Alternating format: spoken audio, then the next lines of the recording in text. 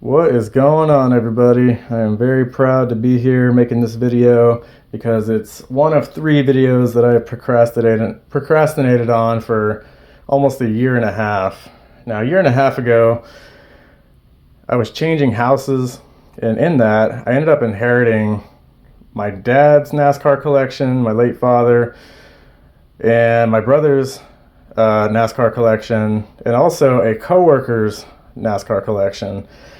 And basically, I got a ton of stuff, and as grateful and as thankful as I was and happy to have all that stuff, it definitely kind of overwhelmed me because there was just so much to go through and so much to make videos on. And I have made great strides in getting all this stuff organized over the last few days and made major gains on making these videos. So I got 3 major videos that are going to be coming out in relation to NASCAR Diecast. This is the first one, just a little warm-up one, nothing crazy. I wanted to do the first video as it's basically just all of the loose diecast that I got, that stuff that was not in boxes. And I sorted it out by year, and we are going to start on the top left. Now, I did not clean any of this stuff yet, so please do not judge me. Some of it is going to be dusty. First, we have a hauler by Terry Labonte from 1994, Kellogg's Corn Flakes, that iconic paint scheme. Then we're going to move on to 1995. Have an Ernie Irvan / Dale Jarrett Texaco Haviland hauler, along with a Mike Skinner GM Goodwrench truck. Now, almost all of these are the 1/64 scale, but here are 2 that are not. A couple 143s along with a 1/64 from 1999. We have Mark Martin Xerox Ford. Another Mark Martin, Eagle 1 Ford. Really like the Eagle 1 paint scheme. And then Terry Labonte, Kellogg's Corn Flakes once again. Now, this Kellogg's Corn Flakes car was thought to be from 1996 for a very long time, but after doing some research, I found out it actually was from 1999. Such just iconic, fantastic paint schemes in this first row here. All right, now we're going to move to the 2000s. We have a rookie car, Scott Wimmer, Caterpillar, Dodge for Bill Davis Racing. And then we have arguably the greatest driver in NASCAR history, Jimmy Johnson Lowe's, before he had won a championship yet. One of his first years in NASCAR, or the Cup Series, I should say.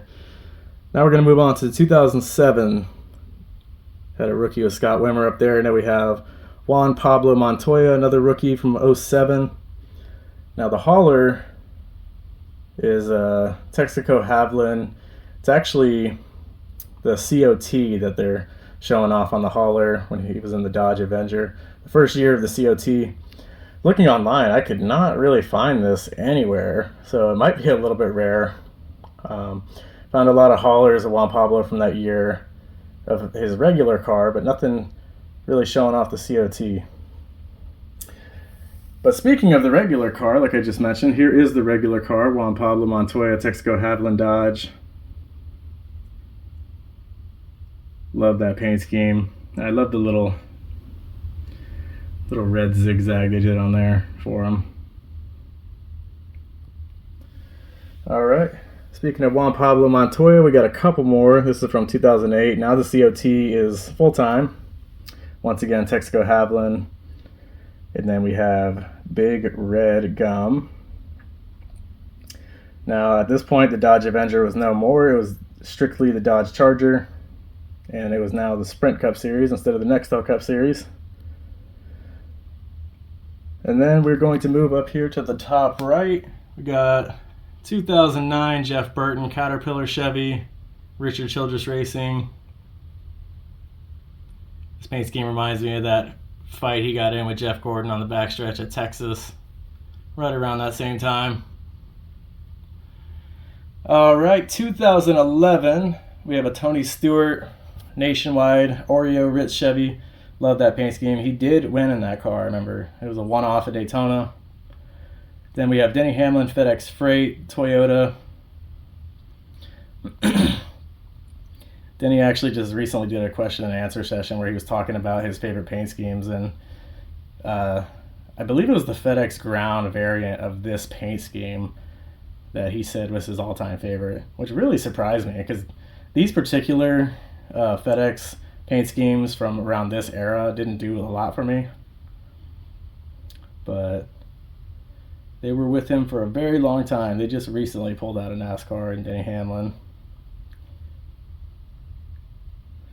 All right, now we're moving on to the 2020s. Got a couple Corey LaJoys here.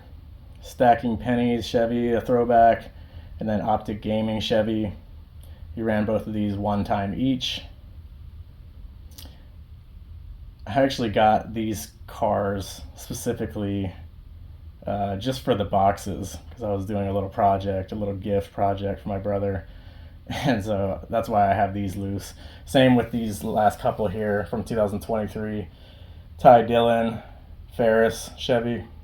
Once again, just got these for the boxes. But interesting to see the next gen on the 164 cars. I mean, I've seen them before, but I've never actually like physically seen them because like all the ones that I have are in the boxes untouched. But definitely different. All right, just a little warm up, nothing too crazy, but I wanted to show you all just a little bit of what I got here.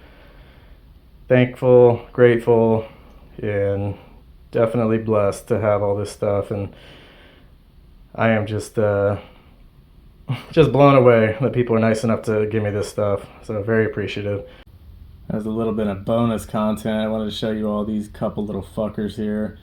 I don't really consider these die-cast, but they come with certain die-casts, which I don't know if I have them. I don't remember, to be honest with you, but we have a couple toolbox, like little wagon things, whatever you want to call them, trailers. One is for Mark Martin, the one on the right is for John Andretti. These are from 1998, both of them. One is missing the handle. Roush Racing.